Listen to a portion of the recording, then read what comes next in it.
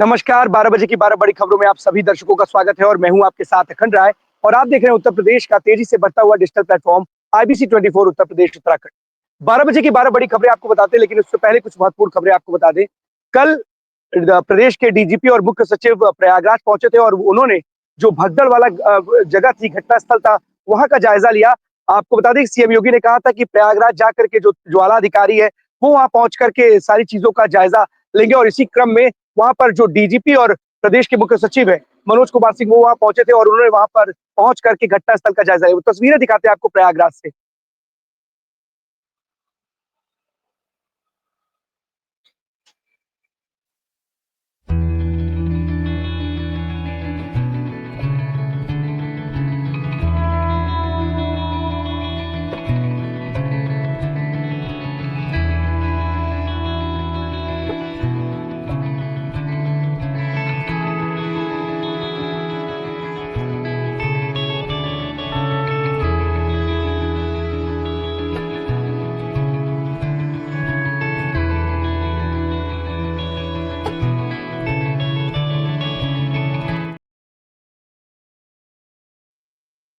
आपको बता दें कि न्यायिक जांच आयोग का जो गठन किया गया है, उसके भी सदस्य आज जो हर्ष कुमार है, रिटायर्ड जस्टिस है, उनकी अध्यक्षता में जो न्यायिक जांच आयोग का जो गठन हुआ है, वो भी आज वहां पे 3 सदस्यीय पैनल पहुंचने वाला है। करीब 1 बजे करीब ये बताया जा रहा है कि ये जो 3 सदस्यीय जांच टीम है वो वहां पहुंचेगी और जो मौका मुआयना करेगी कि क्या कारण थे, उसका पता लगाएगी कि और अधिकारियों से बात करेगी कि आखिर किस वजह से इस तरीके की इतनी बड़ी घटना घटित हुई।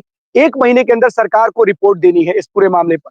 ये जो जांच समिति है जिसका गठन किया गया है, वो करीब 1 बजे वहां पहुंचेगी। आपको बता दें कि भगदड़ के बाद कल एक बार फिर प्रयागराज में आग लग गई और कुछ जो टेंट थे वो जल करके खाक हो गए, लेकिन समय रहते फायर ब्रिगेड की टीम और उसकी मुस्तैदी की वजह से उस आग पर काबू पा लिया गया। वो तस्वीरें आपको दिखाते हैं प्रयागराज महाकुंभ से।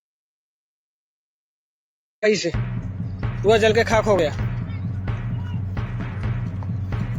ये रही पब्लिक, तंबू में जो लगा हुआ है।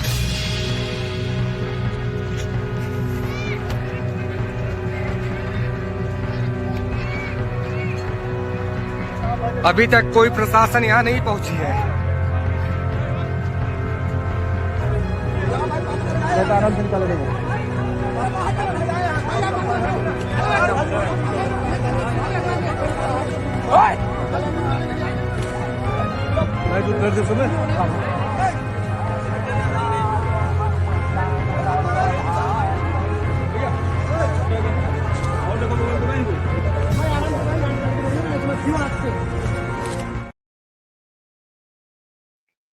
ये तस्वीरें आप देख रहे थे कि सबसे राहत की बात है कि इसमें किसी की भी कोई भी हताहत नहीं हुआ और फायर ब्रिगेड की टीम बहुत जल्द पहुंच करके इस पूरी घटना पर उन्होंने आग पर काबू पा लिया। आपको बता दें फिरोजाबाद में गोकशी करने वाले बदमाशों के बीच में और पुलिस के बीच में मुठभेड़ हुई है और इस मुठभेड़ में जो बदमाश है वो पुलिस की गिरफ्त में आए हैं। वो तस्वीरें आपको दिखाते हैं फिरोजाबाद से।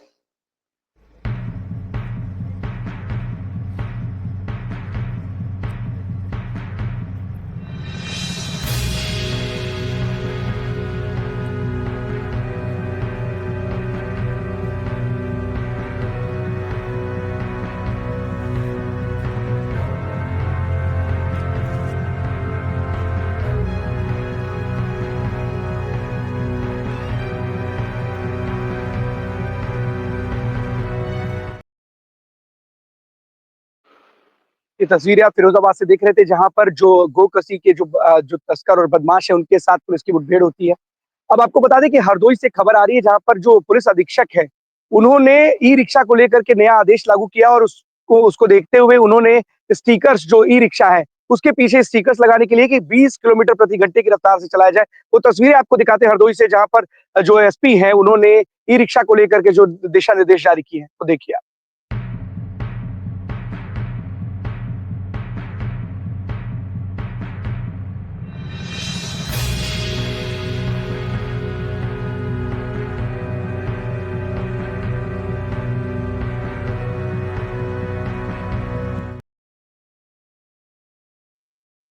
आपको बता दें कि आज से बजट सत्र की शुरुआत है और राष्ट्रपति का अभिभाषण हो चुका है।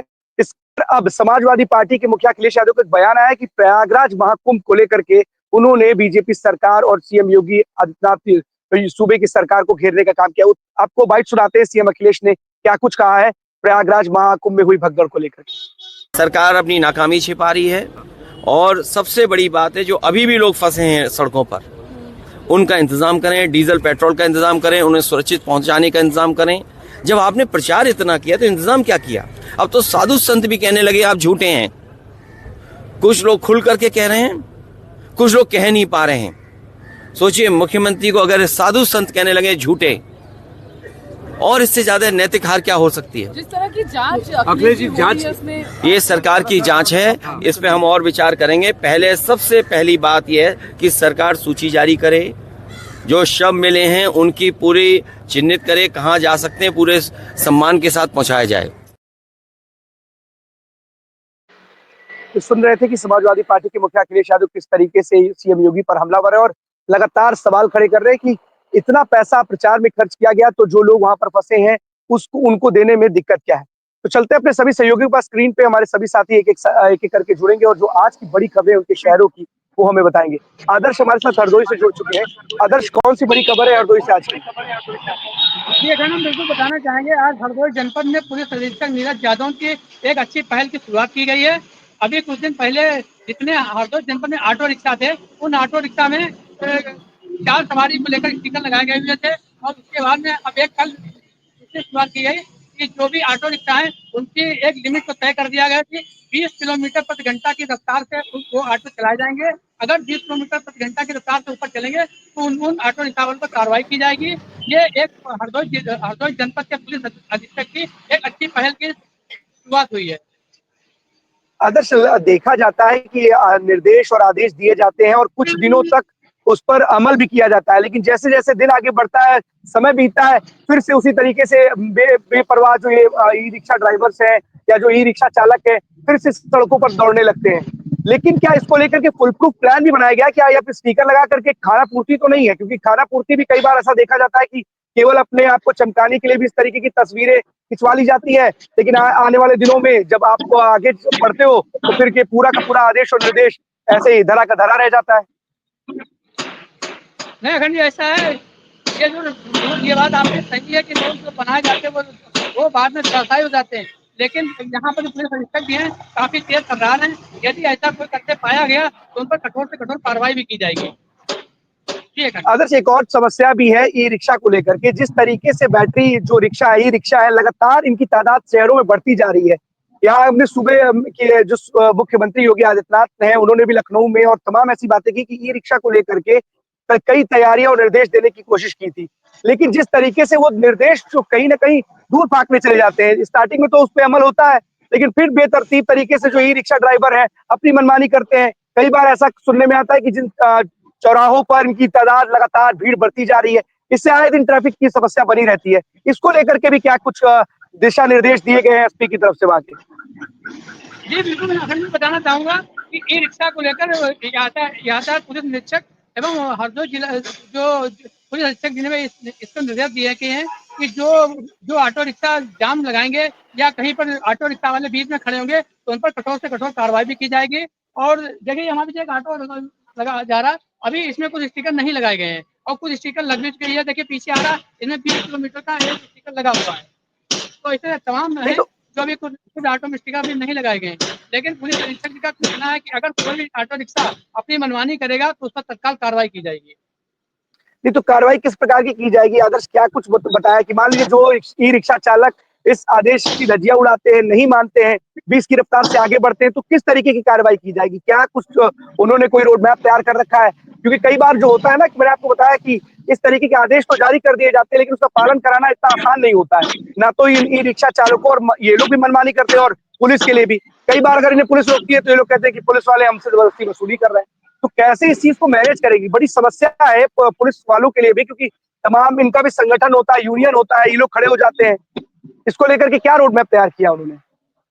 लेकिन अगर यहाँ पर अभी ई रिक्शा को लेकर किसी का कोई यूनियन नहीं बना है, लेकिन हाँ ये कहीं ना कहीं पर एक समस्या बहुत बड़ी है कि हरदोई सिटी के अंदर कम से कम 5000 से ऊपर ऑटो रिक्शा चल रहे हैं और ये ऑटो रिक्शा जो है रोड पर खड़ा करते हैं, इसको लेकर कहीं ना कहीं दिक्कतों का सामना भी करना पड़ रहा है। इसको लेकर एक कठोर से कठोर कार्रवाई की जाएगी, ज्यादा बेटर रहेगा।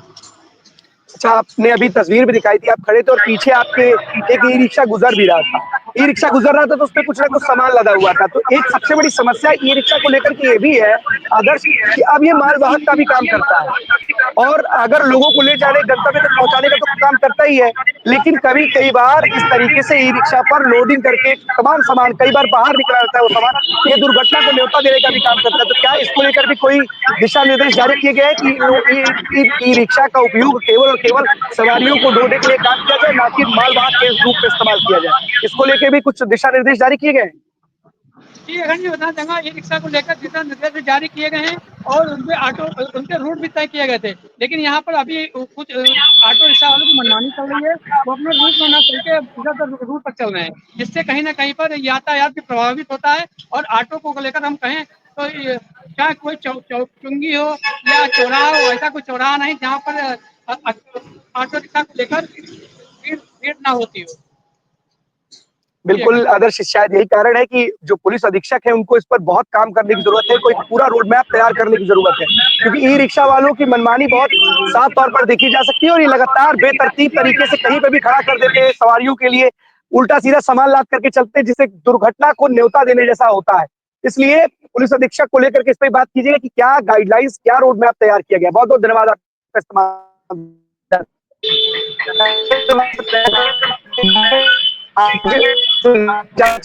गया था 30 सदस्यीय जिसमें रिटायर्ड जस्टिस हर्ष कुमार है, वो पहुंचने वाले हैं। अपडेट बताइए कब तक वो लोग। बिल्कुल अखंड, देखिए 1 बजे तक 6 सदस्यीय टीम प्रयागराज के संगम नोच पे पहुंचेगी, सेक्टर नंबर 155 जहां पर ये पूरी घटना घटित हुई थी। और मेरे आंख के सामने, मैं आपको बता दूं, मेरे आंख के सामने वो घटना घटित हुई थी जिसमें तकरीबन 30 लोगों की मौत और 50 से के आसपास लोग घायल हुए थे। फिलहाल कल डीजीपी और चीफ सेक्रेटरी मनोज सिंह और प्रशांत कुमार पहुंचे थे। उन्होंने जो मचान होती है जहां पे पुलिसकर्मी खड़े होते हैं, सेक्टर नंबर 155 से मात्र 10 से 15 कदम पे वो मचान थी, उसी पे चढ़कर डीजीपी और चीफ सेक्रेटरी, डीआईजी, महाकुंभ मेला के एक आईएएस रैंक के अधिकारी और एक और कर्मचारी जो ऊपर चढ़ के उस मचान से एक एक बारीकियां चेक किया जा रहा था। सोचिए, उत्तर प्रदेश के 2 बड़े नौकरशाह वो पहुंचे थे और जानकारी के लिए हर एक फुटेज देखा गया, कंट्रोल रूम गए थे। उस पूरे एरिया में मैं आपको बता दूं तकरीबन 30 कैमरे के आसपास इंस्टॉल्ड किए गए हैं, जिसमें से एआई कैमरे की बात करूं जहां से तकरीबन 8 से 9 एआई कैमरे हैं, वॉइस रिकॉर्डिंग कैमरे तकरीबन 8 से 9 वो भी है और नॉर्मल कैमरे लगाए गए हैं।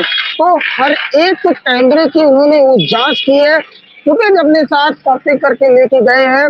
शाम को मुख्यमंत्री को भी वो सौंपा है, अपनी रिपोर्ट भी है। और दूसरी बात, 2019 में जिस अधिकारी ने ये पूरा अर्ध कुंभ करवाया था, अब उनको दारोमदार भी दिया गया है इस कुंभ का। उनका नाम है मनीष कुमार गोयल। कल उन्हें 2 घंटे के अंदर प्रयागराज पहुंचना था और प्रयागराज में पहुंच गए। उन्होंने चार्ज ले लिया, उन्होंने पूरी तरीके से अपने उस मेले को अपने हैंडओवर में ले लिया, क्योंकि अर्ध कुंभ का जो मेला हुआ था वो मेला बहुत ही अच्छी तरीके से घटित हुआ था। माफी चाहूंगा, बहुत ही अच्छी तरीके से हुआ था। तो इस बार 2024 का भी जो 2024 और 25 का महाकुंभ है उसको मनीष गोयल को हैंडओवर कर दिया गया है। और सबसे बड़ी बात, 28 और 29 की रात की जो घटना हुई थी उसके बाद से उस संगम एरिया वीआईपी घाट से लेकर के अरेल घाट तक उस पूरे एरिया को कॉर्डर ऑफ किया गया है। 10 आईएएस 15 आईपीएस को तैनात कर दिया गया है, वो पूरे संगम एरिया को वॉच करेंगे। सीआरपीएफ, आरपीएफ, आरएएफ समेत उत्तर प्रदेश की पुलिस वहां पे तैनात होगी, लेकिन कमान केंद्रीय सुरक्षा बलों को दे दी गई है संगम तट पे। और वहां पे जो माला फूल की दुकानें लगाते थे उनको साफ तौर पे पूरी तरीके से हटवाने का काम किया गया है। और आपको बता दें कि जो पूरा संगम आपको 14 कठरा द्वार जो हनुमान लेटे हुए हनुमान जी के पास से आता है, वहां से पूरी दुकानों को साफ करवाया गया है, क्योंकि अभी जो श्रद्धालु आ रहे हैं स्नान करने के लिए, क्योंकि शाही स्नान 3 तारीख को है बसंत पंचमी का, वो जो आज पड़ोस जिले में फंसे हुए हैं वो अब प्रयागराज पहुंचने वाले हैं। और कुछ तो पैदल ही आ रहे 30 से 40 किलोमीटर। तो प्रशासन इस बसंत पंचमी को कोई भी चूक नहीं चाहता है। और जिस तरीके से 28 और 29 की रात तकरीबन 1 बजे पूरी घटना घटित हुई थी, अब ये नहीं चाहता है कि बसंत पंचमी को ये पूरी घटना रिपीट हो। तो प्रशासन पूरी तरीके से अलर्ट है। आज भी लाइन टूटने का नाम नहीं ले रही, श्रद्धालु लगातार आ रहे हैं। सुबह तकरीबन मेरे पास जो मीडिया सेंटर महाकुंभ से अपडेट आया है, तकरीबन 55 लाख लोगों ने स्नान कर लिया। सोचिए इतनी बड़ी भगदड़ हुई, लेकिन कोई भी स्नान करने से नहीं चूक रहा। हर एक व्यक्ति स्नान करने जा रहा है, उसको स्नान से मतलब है। और सबसे बड़ी चीज डीजीपी ने साफ तौर पर कह दिया है कि पूरा का पूरा कमान अब ये पूरा कमान जो है मनीष गोयल के हाथ में दिया जाता है, और वो हाथ में हैंडओवर कर चुके हैं। मनीष गोयल का विजुअल भी मैंने भेजा था, अभी चला भी है थोड़ी देर पहले। और आज जो अभी 6 सदस्यीय टीम आने वाली है, बस थोड़ी देर में पहुंचेगी। मुश्किल से 45 मिनट रह गए हैं। वो पहले संगम नोक जाएगी जहाँ पे घटना घटित हुई थी, फिर उसके बाद वहां से एसआरएन के लिए मूव करेंगे। जो वहाँ अभी कुछ घायल वहां पे एडमिट है, कुछ डिस्चार्ज होकर के वो अपने आवास अपने घर की ओर चले गए हैं। तो देखिए उसके लिए सरकार ने भी व्यवस्था की, जो घायल थे उनको घर तक छोड़ने के लिए गाड़ी मुहैया कराई गई है। और पूरी तरीके से सरकार इस बार कोई चूक नहीं चाहती है, क्योंकि 28 और 29 की रात वो घटना काफी दर्दनाक थी। और मैं भी वही संगम नोच पे ही था, मेरे आंखों के सामने पूरी घटना घटित हुई है। अखंड यानी एक सवाल है और लोगों के मन में भी ये सवाल है, क्योंकि लगातार कुछ मीडिया रिपोर्ट ये दावा कर रही है कि ऐसे कई लोग हैं, 1500 लोग ऐसे हैं जो लापता होने की बात की जा रही है और वो अपने अपने परिजनों को तलाश रहे हैं। और लगातार अभी जैसा कि पूर्व सीएम अखिलेश यादव भी सवाल खड़े कर रहे थे कि सूची जारी की जाए।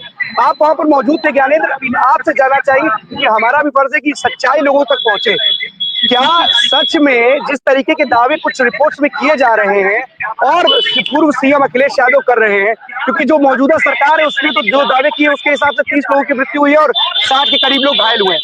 आप वहां पर मौजूद थे, क्या जो आंकड़े बताए जा रहे हैं उनमें और असलियत में फर्क है? क्योंकि सरकार लगातार इस चीजों को जो दावे है वो कर रही है, लेकिन कुछ मीडिया रिपोर्ट्स और कुछ लोग इस तरीके के दावे क्या कर रहे हैं कि जो असलियत है वो छुपाई जा रही है। क्योंकि अखिलेश यादव भी कह रहे थे कि आंकड़े जो है वो छिपा रही है सरकार। आप वहां पर मौजूद थे, क्या कुछ ऐसा है? क्योंकि हमारी जिम्मेदारी बनती है कि सच से लोगों को रूबरू कराया जाए। तो क्या सच्चाई है, जरा हमारे दर्शकों को भी बताइए आप। क्या नहीं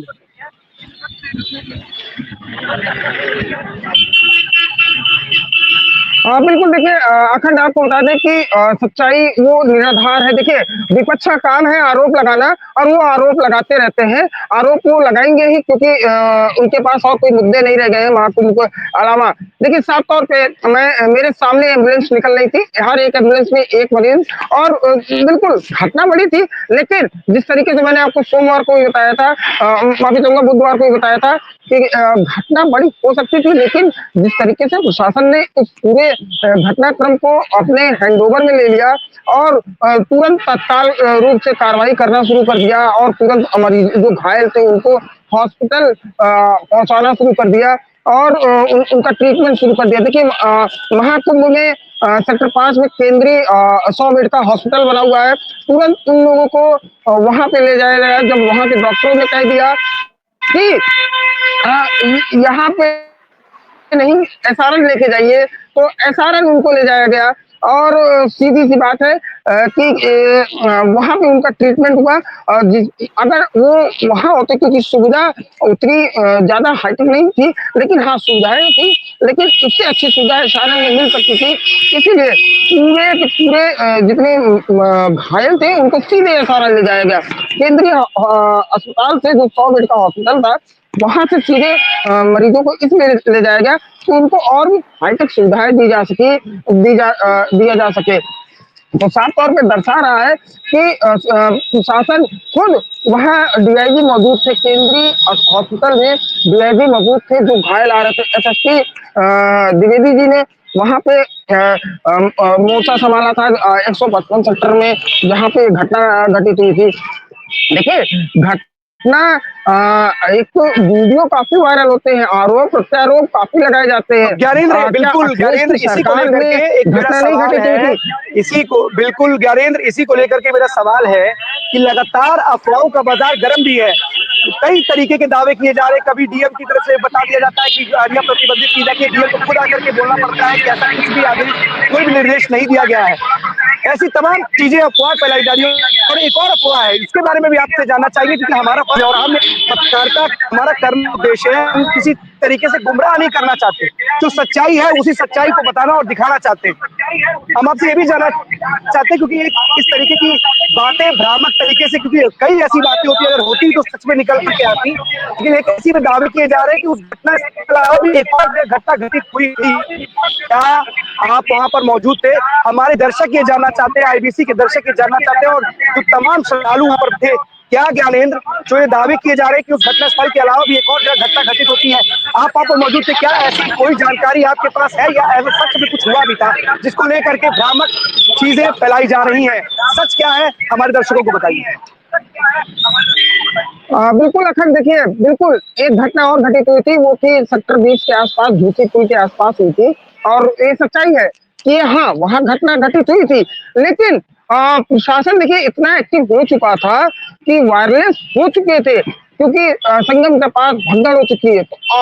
जो ऑल ओवर महाकुंभ के पुलिसकर्मी थे वो एक्टिव हो चुके थे, वो ऑन द फील्ड में ही थे, लेकिन और एक्टिव हो गए थे इसलिए कि अब कोई दूसरी घटना न घटित हो जाए। झूसी के पास एक घटना घटित हुई थी जहां पे भगदड़ लग गई थी। एक पाटून पुल बंद था, उस पुल को खुलवाने के लिए वो पुल बेसिकली मैं आपको क्लियर कर दे रहा हूँ, वो पाटून पुल जो है वो एम्बुलेंस के लिए रखा गया था। एक पीपा पुल ऐसा रोका गया था कि यहाँ इमरजेंसी व्हीकल्स निकल सके, जैसे पुलिस कर्मी निकल सके और पाटून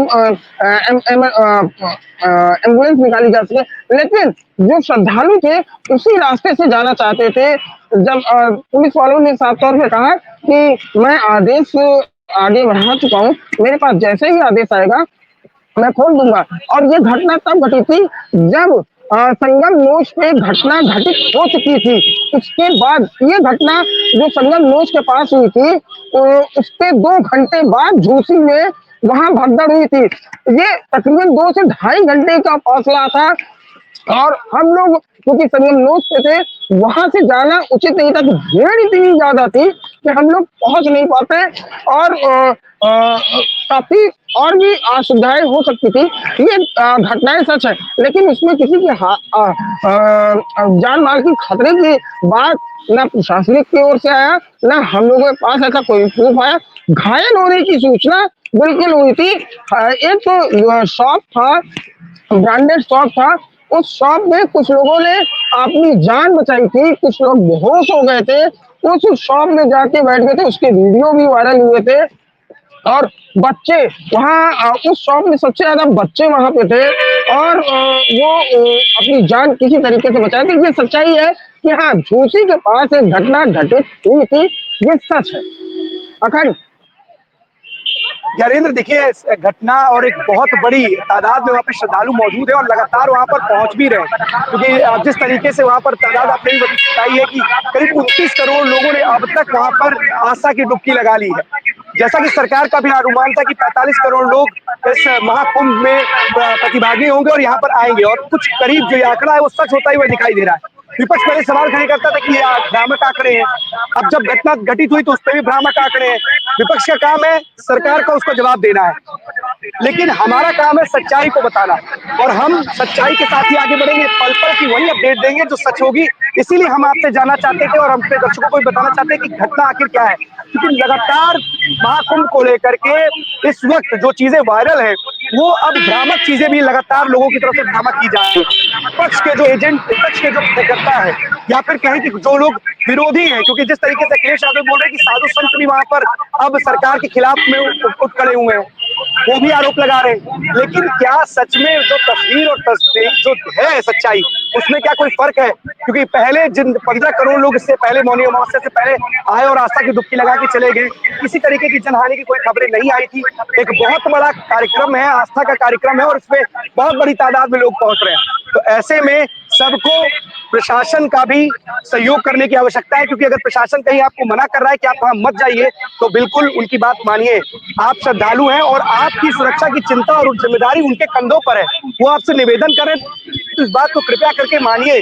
भीड़ को मैनेज करना इतना आसान नहीं होता है, इसीलिए लगातार आपसे अपील की जा रही है। आप सभी लोगों की जान आपके हाथों में है, और अगर वहां के जो भी मेला से संबंधित अधिकारी हैं, सुरक्षा कर्मचारी हैं, आपसे जो अपील करते हैं उसका जो भी कहते हैं उसका पालन करिए, तब जाकर के सारी की सारी व्यवस्था बनी रहेगी। बिल्कुल देखिए अखंड, आप बिल्कुल सही कह रहे हैं। देखिए प्रशासन का साथ देना पड़ेगा, और आईबीसी की ओर से यही रिक्वेस्ट है और मेरी भी यही रिक्वेस्ट है, क्योंकि मैंने वो घटना क्षण देखे हैं, मैंने अपनी आंखों से देखा है। क्योंकि जब ये घटना घटित हुई थी, और दूसरी चीज ये है कि अखंड मैं यही अपील करना चाहूंगा कि श्रद्धालु अगर जा रहे हैं स्नान करने के लिए तो बिल्कुल जाए, मना कोई नहीं करेगा, ना प्रशासन मना करेगा, ना कोई मना करेगा। लेकिन थोड़ा सा धैर्य बनाए, और अगर आपको कोई भी घाट मिलता है, चाहे वो झूसी का मिले, चाहे दारागंज का मिले, चाहे अरेल का मिले, चाहे आपका संगम, अगर आप पहुंच जाए तो आपका भाग्य है। अगर आप संगम तक पहुंच जाते हैं तो बहुत अच्छी चीज है, आप जाइए। अगर प्रशासन आपसे कह रहा है किस ओर नहीं, आप दूसरी ओर चले जाइए, तो आप प्रशासन की बात सुनिए। क्योंकि प्रशासन भी जब से महाकुंभ शुरू हुआ है तब से वो लोग भी 24 घंटे काम कर रहे हैं, और अब तो और भी एक्टिव हो चुके हैं। तो प्रशासन की बात जरूर सुने। और सबसे बड़ी चीज आपको बता दें कि इस घटनाक्रम के बाद एक चीज और मैं आपको सभी लोगों को, आप जो भी श्रद्धालु हैं वो प्रशासन की बात जरूर सुने। अगर आप नहीं सुनोगे तो ना सिर्फ आपके लिए दिक्कत होगी, बल्कि प्रशासन के लिए भी आपको मैनेज करने में बड़ी कठिनाई होगी। बहुत बहुत धन्यवाद आपका ज्ञानेंद्र, आपके साथ जुड़े रहेंगे और भी अपडेट वहां से लेते रहेंगे। अवनीश हमारे साथ जुड़ चुके हैं कानपुर से। अवनीश, कौन सी बड़ी खबर है कानपुर से आज की? अखंड, दो यहाँ पर दुष्कर्म के मामले सामने आए हैं, जिसमें से एक मामला आईआईटी कानपुर का है, जहाँ पर एक मामला लगातार वहाँ पर एक जो एसीपी थे मोहसिन खान, उनके साथ में कहीं ना कहीं जो एक मामला उठा था, उसके बाद में एक और मामला सामने आया है। यहाँ पर साइबर सेल जो होता है उसमें काम करने वाली जो एक युवती है, उसने आरोप लगाया है कि साइबर सेल के जो मैनेजर हैं उन्होंने उसके साथ में दुष्कर्म किया है। वही जो दूसरा मामला सामने आया है वो काफी ऐसा मामला है जिसको बताना भी कहीं हम सोचते हैं कि बताने में भी तकलीफ होती है कि एक टीचर के ऊपर एक आरोप लगा, वो टीचर कोई और नहीं, एक कोच के ऊपर आरोप लगा है कि एक कोच जो क्रिकेट सिखाता है उसने एक जो नाबालिग है लड़की है उसको नशीली दवा जो एनर्जी ड्रिंक होती है तो मिला करके उसके साथ में दुष्कर्म किया, उसका वीडियो बनाया। उसके बाद में उसको जान से मारने की धमकी दी कि अगर कोई भी अगर तुमने घर में बताने का प्रयास किया तो तुमको जान से मार दिया जाएगा। फिलहाल जब युवती पूरी तरीके से उस दुष्कर्म की जो घटना थी उससे कई बार दुष्कर्म होने के बाद में जब वो उससे काफी आहत हो गई तो उसने ये बात अपने घर वालों को बताई, जिसके बाद में पंथी पुलिस ने मुकदमा दर्ज किया और इस जो जो जो कोच है इसकी तलाश शुरू कर दी है। अवनीश, तलाश शुरू कर दी है, इस तरीके के मामले लगातार आते जा रहे हैं। पुलिस इस पर लेकर के क्या कार्रवाई करेगी? क्योंकि आईआईटी कानपुर वाली घटना पे क्या अभी तक कुछ बड़ी कोई कार्रवाई हुई है? ये एक दूसरी घटना आ गई, तो ऐसे तो अगर कोई कार्रवाई होती शायद दूसरी घटना करने वाला जो व्यक्ति होता उसके अंदर इतना साहस नहीं आता कि वो इस तरीके से साहस कर पाता। लेकिन अगर इस तरीके की घटनाएं आती हैं लगातार और उस पर कोई कार्रवाई नहीं होती है, शायद इसीलिए इस तरीके के जो अपराधी हैं इनके जो हौसले होते हैं वो बढ़ जाते हैं। देखिए, बिल्कुल हम अपील ये जरूर करेंगे जो प्रशासन है या जो सरकार है वो इस पर एक कोई बड़ा कानून बनाए, जिससे जो ये इस तरीके का घटना करने वाले लोग हैं जिनके अंदर इसको लेकर के भय नहीं है कि अगर घटना कर देंगे तो कहीं ना कहीं कोर्ट से उनको जमानत मिल जाएगी, हम छूट जाएंगे, 5 साल जेल में रहेंगे, बाहर आ जाएंगे। तो एक बड़ा ऐसा कोई कानून बनाना चाहिए जिससे एक नजीर दी जाए कि अगर आप इस तरीके का कोई कृत्य करते हैं तो आपको इतनी बड़ी दंड प्रक्रिया से जूझना पड़ेगा, जिसके बाद में जो डर और भय की व्यवस्था बनेगी वो कहीं ना कहीं जो है इन मामलों को रोक सकती है। फिलहाल जिस तरीके से मामले लगातार कानपुर में बढ़ रहे हैं तो कहीं ना कहीं पुलिस की कार्यशैली पर भी इस पर एक बड़ा सवालिया निशान खड़ा हो रहा है कि पुलिस अगर लगातार इन मामलों को लेकर भी सक्रियता दिखाती रहे और लगातार जो है ऐसे मामले होते हैं जिनमें जो है सक्रिय होकर के इनमें जांच करके उनको कठोर दंड दिलाने का काम करें तो कहीं ना कहीं जो मामले हैं वो कम हो सकते हैं। ऐसा लगता है। बिल्कुल अवनीश, बहुत जरूरत है और प्रशासनिक अमलों को इस पर विचार करने की आवश्यकता है, क्योंकि अगर इस तरीके से वर्दी पर ही अगर दाग लग जाएंगे तो फिर कैसे लोग विश्वास कर पाएंगे। सबसे बड़ा सवाल तो यही है, इसीलिए क्योंकि आप कभी शिकायत करने वर्दी के वाले के पास ही जाते हैं, और अगर उसकी शिकायत होगी तो शिकायत किससे करेगा? आदमी के मन में तो ऐसी खौफ रहेगा।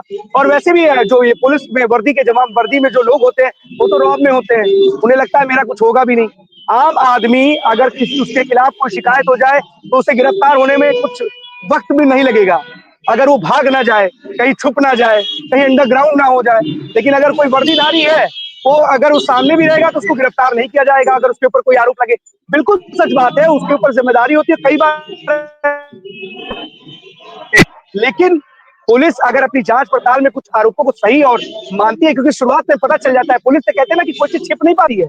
अभी राजधानी का एक मैं आपको बता दूं कि लूट कांड एक हुआ था, एक इंडियन ओवरसीज बैंक था, उसमें 42 लॉकर काट करके जो चोर थे उन्होंने पूरा का पूरा माल उड़ा लिया था। पुलिस ने एनकाउंटर में एक अपराधी को मार भी गिराया था, कई अपराधी इसमें जेल में भी है, एनकाउंटर भी हो चुका है। अब इसमें एक नया खुलासा हो रहा है कि जिन एक जो टीम थी, उस टीम के जो 13 सदस्य थे, इस पूरे घटना के अगले दिन से गायब हो जाते हैं, एक को छोड़ करके। जब इस पूरे मामले का निस्तारण होता है तब वो लौट करके आते हैं। अब जो आ रही है, कई लोगों की शिकायत के बाद ये पता चल रहा है कि कई जो सोना था वो गायब कर दिया जाता है, जो माल बरामद हुआ था उसको गायब कर दिया जाता है। पूरे 13 पुलिस कर्मियों को जो खबर निकल करके सामने आ रही है, SWAT टीम है यहाँ पर, उसको भंग कर दिया गया, उनको लाइन हाजिर कर दिया गया है। तो कहीं ना कहीं कुछ आरोपों में सच्चाई होगी तभी तो। क्या पुलिस वसूली के लिए बनी है, या पुलिस के ऊपर डर नहीं है? अगर डर और खौफ होता तो शायद इस तरह की घटनाएं नहीं होती। और अगर लगातार कानपुर में इस तरह की घटनाएं बढ़ रही हैं, पूरे प्रदेश या देश में कहीं पे भी हो, तो इनको इन पर भी लगाम लगाने की जरूरत है, क्योंकि कई बार ऐसी जिनके ऊपर जिम्मेदारी कंधों पर वही लूट खसोट में जुटे हुए हैं, माल मिल रहा है उसको रख ले रहे हैं, गायब हो जा रहे हैं। अब इस तरीके के आरोप लगे हैं, अब ये सिद्ध होते हैं कि नहीं, क्योंकि अब इस पर जांच होगी। एडीसीपी यहाँ पर है, उनको जांच सौंपी गई है, पंकज सिंह है, उनके जिम्मेदारी अब ये निकल के सामने आएगी। उन पे बयान लिए गए, नोटिस दिया गया उन सभी लोगों को अपने बयान दर्ज कराने के लिए। लेकिन किसके ऊपर विश्वास करेगा आदमी भाई, अगर पुलिस वाले इस तरीके की हरकत करेंगे? हमने इसका कानपुर के अधिकारी, जो बड़े अधिकारी, वो कुछ समझ पाते हैं कि नहीं समझ पाते, कि उनको कोई फर्क नहीं पड़ता, आरोप लगा लो, जांच चलेगी, जांच में कुछ निकलेगा कि नहीं निकलेगा देखा जाएगा। देखिए सर, जब कमिश्नरेट होता है तो उसमें कहीं ना कहीं कुछ कार्य जरूर अच्छे होते हैं, लेकिन ये जो पुलिसिंग की अगर बात की जाए तो वहाँ पर ये भी देखा जाता है, जहाँ पर कमिश्नरेट नहीं है वहाँ पर कुछ न कुछ जो दबाव होता है वो ज्यादा कहीं ना कहीं देखा जाता है, क्योंकि यहाँ पर अधिकारी काफी हो जाते हैं और उन तक अपनी बात पहुंचाने के लिए बहुत सारी चीजों को कहना पड़ता है। पहले क्या होता था कि जब कमिश्नरेट नहीं है तो सीधे एसएसपी के पास में जाकर के आदमी मिल सकता था, अपनी बात सीधा बता सकता था, नीचे अधिकारी का कोई गलत काम कर रहा है तो कहीं ना कहीं उसके खिलाफ में कार्रवाई तुरंत होती थी। लेकिन अब वो प्रक्रिया इतनी लंबी हो गई है कि इतने सारे आईपीएस अधिकारी को बैठा दिया गया है, जिसके बाद में अगर कोई शिकायत जाता है तो नीचे से शुरू करेगा और आखिरी तक पहुंचते पहुंचते वो समस्या ही कहीं ना कहीं समाप्त हो जाती है।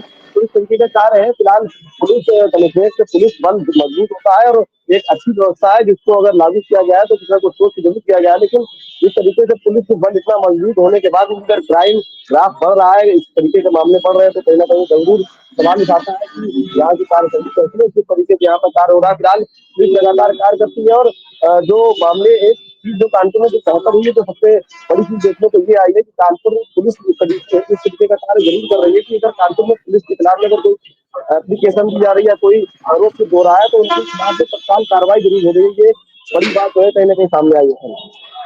बिल्कुल अवनीश, होनी भी चाहिए, एक मैसेज जाना चाहिए कि कोई भी हो, वर्दी में हो, बिना वर्दी के हो, किसी भी कोई बड़ा औहदेदार पद पर हो, कुछ भी हो, रसूखदार हो, पुलिस कार्रवाई करेगी। पुलिस आम जनता के लिए है, आम जनमानस के लिए और सबके लिए एक है। ना वो उसमें पुलिस देखा जाएगा, ना रसूखदार देखा जाएगा, ना औहदेदार देखा जाएगा, किसी भी पद पर है। इसीलिए पुलिस पर लोग विश्वास करते हैं और अपनी शिकायत करने के लिए उसके पास जाते हैं। लेकिन अगर पुलिस वालों के खिलाफ कोई कार्रवाई नहीं होगी तो दिक्कतें जरूर होंगी। बहुत बहुत धन्यवाद आपका इस तमाम जानकारी के लिए अवनीश। इंद्रवीर हमारे साथ जुड़ चुके हैं रायबरेली से। इंद्रवीर, कौन सी बड़ी खबर है रायबरेली से आज की? देखिए, अगर बात करें तो रायबरेली की सबसे बड़ी खबर जो दुष्कर्म हुआ था थाना मिल एरिया क्षेत्र में नहर कुटी के पास में, उस दुष्कर्म में एक नई अपडेट है। कल जो है पुलिस ने एक अपराधी को और उसमें जो है जेल का रास्ता दिखाया है। अगर बात करें अब तक तो टोटल जो 10 से जो है 12 लोगों के खिलाफ तहरीर मिली थी, उसमें से अब तक पुलिस ने जो शिनाख्त किया वो पुलिस के अकॉर्डिंग लगभग जो है 10 लोगों के ने ये घटना को पूरा अंजाम दिया था और उसमें से टोटल 9 लोगों को, मतलब अगर बात करें तो आफ्टर 10 डेज के अंदर एक बड़ी कामयाबी मिली है रायबरेली पुलिस को। और जिस तरीके से दुष्कर्म की घटना सामने आई थी उस तरीके से पूरे जिले में हड़कंप मचा था और उसको देखते हुए खासकर अगर बात करें तो थाना मिल एरिया जो कोतवाल है राजू सिंह, इन्होंने और क्षेत्राधिकारी, सबसे बड़ी भूमिका इसमें क्षेत्राधिकारी अमित सिंह सीओ सिटी की रही और उससे भी बड़ी भूमिका जो एडिशनल एसपी है वो और डॉक्टर यशवीर सिंह एसपी जो रायबरेली, उन्होंने इस मामले को तुरंत, क्योंकि जिस तरीके से ये अमेठी में घटना हुई और वहां पे जीरो टॉलरेंस के तहत एफआईआर लिखनी जानी थी लेकिन नहीं लिखी गई और महिला ने जो है यहाँ आकर थाना मिल एरिया में जो है एप्लीकेशन दिया और उसके तहत पुलिस एक्शन मोड में आते हुए उन्होंने, क्योंकि कई तरीके से कई चीजें सामने से निकल के आई और कई लोग जो है कई तरीके से गायब रहे और कई बड़ी मशक्कत से दिन रात मेहनत करके इसमें एसओजी की टीम और सर्विलांस की टीम, अगर हम बात करें तो जो हमारे सूत्रों के अकॉर्डिंग अभी ऐसा इसमें किसी तरीके कोई खुलासा पुलिस ने नहीं किया लेकिन अब तक जो लीगल जो है 9 लोग जेल गए हैं, जो इसमें 9 लोग जेल गए हैं, एक बचा हुआ है अपराधी और उसका भी कहना है कि जल्द से जल्द उसको भी हम जो है जेल का रास्ता दिखाएंगे। ये बड़ी कामयाबी मिली है जिस तरीके से दुष्कर्म हुआ था थाना मिल एरिया क्षेत्र के अंतर्गत और इसमें बहुत बड़े पैमाने पर महिला सशक्तिकरण को देखते हुए जिस तरह उत्तर प्रदेश सरकार एक्टिव है और उसको देखते हुए जीरो टॉलरेंस की नीति के तहत कहीं ना कहीं ये बड़ा मामला जो था उसको देखते हुए 9 लोगों को अब तक पुलिस ने लगभग 8 से 10 दिन के अंदर जेल का रास्ता दिखाया। जी अखंड। बिल्कुल, बहुत बड़ी चुनौती भी थी इस तरीके से जो दुष्कर्म के आरोपी हैं उनको पुलिस को पकड़ना, और क्योंकि जांच पड़ताल करने के बाद ही पुलिस किसी एक्शन पर पहुंचती है, लेकिन अगर एक आरोप लगाती है कोई महिला और पुलिस के सामने एक चुनौती भी होती है, क्योंकि कई बार कई चीजें निकल करके सामने आती है, लेकिन इस तरह बड़े पैमाने पर जो दुष्कर्म की बात की गई, अपराधियों को सलाखों के पीछे भेजने का काम किया है तो काबिले तारीफ है, क्योंकि लगातार पुलिस पर सवाल खड़े होते हैं और संरक्षण की बात की जाती है, लेकिन पुलिस आरोपियों के खिलाफ अगर एक्शन लेती रहेगी तो जो अपराधी है, जिनका मनोबल है जो बड़ा रहता है, उस पर कहीं ना कहीं लगाम लगाने की और अंकुश लगाने की जरूर कहीं ना कहीं जो खबरें हैं वो आती रहेंगी। बहुत बहुत धन्यवाद आपका इस महत्वपूर्ण जानकारी के लिए। अनिल हमारे साथ संभल से जुड़ चुके हैं। अनिल, कौन सी बड़ी खबर है संभल से आज की? ये नगर की जो आज की सबसे बड़ी खबर है, बीते 24 नवंबर को शाही जामा मस्जिद पर सर्वे के दौरान उस हिंसा में कुछ मुस्लिम लड़के मारे गए थे। जो 4 मुस्लिम लड़के मारे गए थे, जिनको लेकर के एक संभल का ही युवक जिसका नाम मोहम्मद आकिल था, वो सोशल मीडिया प्लेटफॉर्म पर किसी पाकिस्तानी मौलाना जिसका नाम मोहम्मद अली मिर्जा है उससे बात कर रहा था। वीडियो सोशल मीडिया पर जैसे ही वायरल हुई तो पुलिस प्रशासन ने भी मामला संज्ञान में लेते हुए एक टीम बिठाई और उस टीम के जरिए आज उस लड़के को पकड़ लिया गया, जिसको लेकर संभल एसपी कृष्ण कुमार बिश्नोई आज जो है प्रेस कॉन्फ्रेंस करेंगे। अनिल, लगातार इस तरीके के इनपुट वहां पर संभल में आए थे और पाकिस्तानी जो फैक्ट्री, ऑर्डिनेंस फैक्ट्री, उसके खोखे मिले थे। लगातार इस सवाल खड़े हो रहे थे कि पाकिस्तान का कनेक्शन है, लेकिन जैसा कि वीडियो वायरल हुआ और एक आरोपी जो एक पाकिस्तानी मौलाना से बात करते हुए जिसका वीडियो वायरल, उसको पुलिस ने अब हिरासत में लिया है। आखिरकार क्या वजह, क्या संभल में किस तरीके से पाकिस्तानी कनेक्शन निकल करके सामने आ रहा है, और जिस तरीके की वहां घटना घटित हुई, क्या अब जो वहां की जो जिले के जो बड़े अधिकारी हैं, किस तरीके की एक्टिविटी वहां पर, क्योंकि लगातार एक बहुत बड़ी समस्या संभल बन करके उभरी थी और एक बहुत बड़ा वहां पर जो घटना घटित हुई उसके बाद लगातार सवाल खड़े हो रहे थे, लेकिन जिस तरीके से जैसे जैसे जांच आगे बढ़ रही है वैसे वैसे कनेक्शन जो है वो विदेशी कनेक्शन निकल करके सामने आ रहा है, तो पुलिस एक किस एंगल से जांच कर रही है? जी अखंड, अगर पुलिस की बात करें तो पुलिस प्रशासन संभल का बहुत ही एक्टिव मोड पर है। वो सोशल मीडिया के जरिए या फिर अन्य किसी भी जरिए, सर्विलांस के जरिए, एसओजी के जरिए कहीं ना कहीं सुराग और ऐसे सबूत जोड़े जा रहे हैं, और कड़ी से कड़ी अगर देखी जाए तो वो कहीं ना कहीं पाकिस्तान से मिलती जुलती नजर आ रही है। और अभी पीछे एएसआई की टीम और न्यायिक जांच आयोग की टीम यहाँ पर संभल में आई थी और उन्होंने भी उस जगह का मुआयना करा था जहाँ से पाकिस्तानी खोखे मिले थे। और अगर इस लड़के की बात करें तो जो आकिल नाम का जो लड़का है जिसको पुलिस ने गिरफ्तार किया है, यह लड़का किसी पाकिस्तानी मौलाना से वीडियो कॉन्फ्रेंस के जरिए पूछता है कि क्या जो लोग संभल हिंसा में मुस्लिम लोग मारे गए थे, क्या उनको शहीद का दर्जा दिया जाना चाहिए या नहीं दिया जाना चाहिए। वहीं पाकिस्तानी मौलाना ने ये जवाब में बताया था कि पुलिस की गोली से जो कोई भी मुस्लिम युवक या लड़का, कोई भी मुस्लिम व्यक्ति मरेगा तो हम उसको शहीद का ही दर्जा देंगे। अनिल, जिस तरीके से भारत में रह करके और हमारे एक तरीके से अगर देखा जाए तो पाकिस्तान जो कि हमेशा भारत विरोधी गतिविधियों में शामिल होता है और एक संबल जिसका कनेक्शन, जिसकी साजिश डायरेक्ट कनेक्ट होती है वहां पर, इस तरीके से गतिविधियां वहां पर आती हैं तो कहीं ना कहीं पुलिस के लिए और तमाम के लिए एक बहुत बड़ी दुविधा है कि कैसे इसको मैनेज किया जाएगा। तो फिलहाल खबर पे नजर बनाए रखिएगा और तमाम जो अपडेट्स है उसे जरूर दीजिएगा। बहुत बहुत धन्यवाद आपका इस तमाम जानकारी के लिए। मोहम्मद इमरान हमारे साथ जुड़ चुके हैं बिजनौर से। इमरान, कौन सी बड़ी खबर है?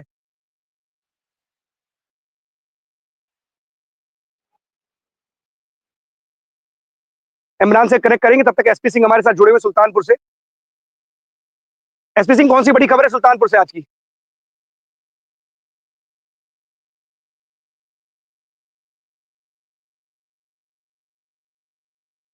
अनम्यूट कर लीजिए।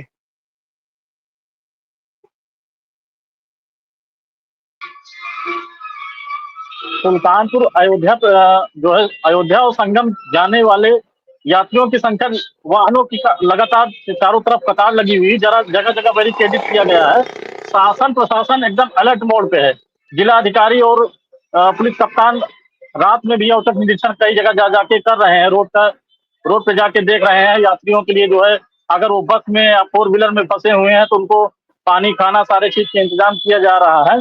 वहीं पर यह देखने वाली बात है कि जाम में फंसे श्रद्धालु लोग फंसे हुए हैं, लेकिन उनके चेहरे पर अभी भी शिकन नहीं है। काफी लंबी चाहे आप अयोध्या वाला मार्ग हो, चाहे आप प्रयागराज वाला या सुल्तानपुर या रायबरेली, चारों तरफ के रोड इस समय ब्लॉकेज हैं। इतना जो है भारी भरकम वाहन जो है रोड पे चल रहे हैं, लेकिन यात्रियों के लिए एक सबब बन गया है। सबके मन में यही लालसा है कि हम जो है अयोध्या भी जाके दर्शन करें और जाके संगम का स्नान भी करें। इतनी भीड़ के रहते हुए भी तब भी जो है श्रद्धालु लोग जो है लगा हुआ है। और जिला प्रशासन की व्यवस्था की गई है, उन लोगों का वहां भी रोका जा रहा है। जगह जगह और भी जो संस्थाएं हैं हिंदू, वो भी जगह जगह जो है उनको बैरिकेड के माध्यम से रोक करके खाने पीने नहाने की सारी सुविधाएं।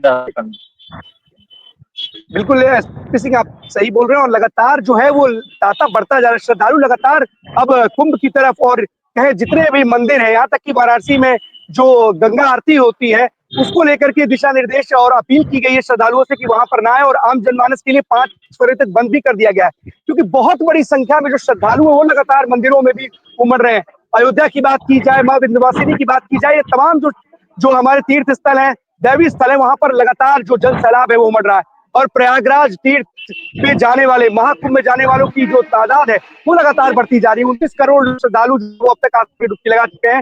लेकिन आप सभी से विनम्र आग्रह है कि आप जरूर जाइए वहां पर। आपका प्रशासन सहयोग करेगा, लेकिन आप लोगों को भी प्रशासन के सहयोग की जरूरत है। आपसे जिस तरीके के सहयोग की कामना आप प्रशासन करता है उसका सहयोग जरूर करें, क्योंकि किसी भी व्यवस्था के लिए आप सभी लोग उसमें जिम्मेदार होंगे। ये बिल्कुल सही बात है। जल्दबाजी के चक्कर में कई लोगों की जान चली जाएगी, क्या जा चुकी है। कुछ ऐसी अफवाहें थी, उन सब पे ध्यान देने की जरूरत नहीं है, प्रशासन का सहयोग करने की जरूरत है। और बार बार आईबीसी भी आपसे अपील करता है कि वहां जाइए, अपनी सुरक्षा को ध्यान में रखकर जाइए और जो प्रशासन आपसे अपील करता है उसका पालन जरूर करिए। बहुत बहुत धन्यवाद आपका एसपी सिंह इस तमाम जानकारी के लिए। मोहम्मद इमरान हमारे साथ फिर से जुड़ चुके हैं बिजनौर से। कौन सी बड़ी खबर है इमरान?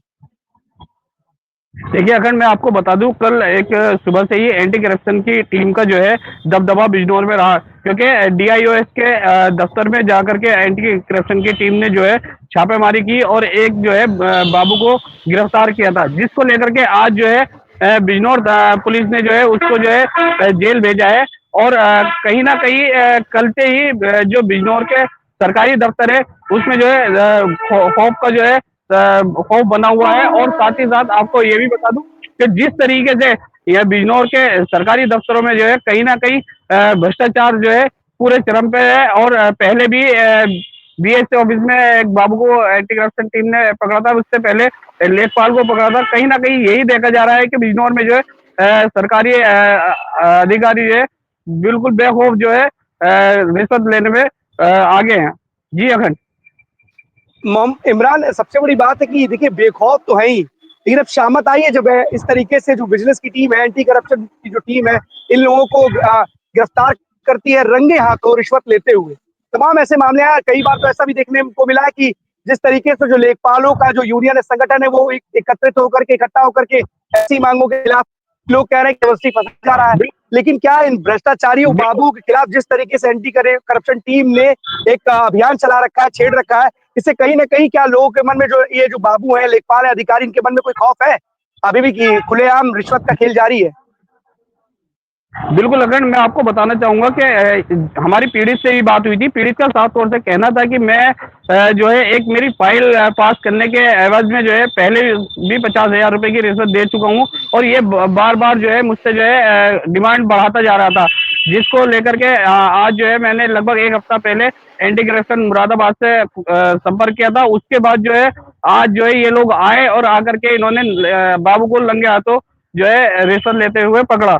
और वहीं आपको ये भी बता दूं कि आज एक दूसरी बड़ी खबर भी है कि एक यूट्यूबर को जो है रात किसी लड़की ने आरोप लगाया था, जिसको लेकर के बिजनौर पुलिस ने जो यूट्यूबर और उसके दोस्त को जो है गिरफ्तार कर लिया है। वो अभी थाने में है और उस पर जो है बड़ी कार्रवाई की बात चल रही है। जी अखंड। बिल्कुल बिल्कुल इमरान, ऐसे करप्शन विभाग जो एंटी करप्शन विभाग है, विजिलेंस की टीम है, इनको समय समय पर इन तरीके के जो अधिकारी, लेखपाल, क्योंकि जो राजस्व के जो मामले होते हैं उसमें ऐसी कई बार मामले सामने आते हैं कि जो ये लेखपाल हैं ये पैसे मांग रहे होते हैं, चाहे नपाई के नाम पर, किसी भी चीज को लेकर के। तो इन लोगों के खिलाफ समय समय पर रहते हुए अगर अभियान चलाए जाएंगे तो शायद इस पर नकेल कसी जाएगी और तमाम जो लोग, जो पीड़ित, जो फरियादी होते हैं, जाकर के अपनी फरियाद देने के लिए उस पर अंकुश लगाया जाएगा और उनकी जो समय से ही निस्तारण हो सकेगा। बहुत बहुत धन्यवाद आपका इस तमाम जानकारी के लिए इमरान।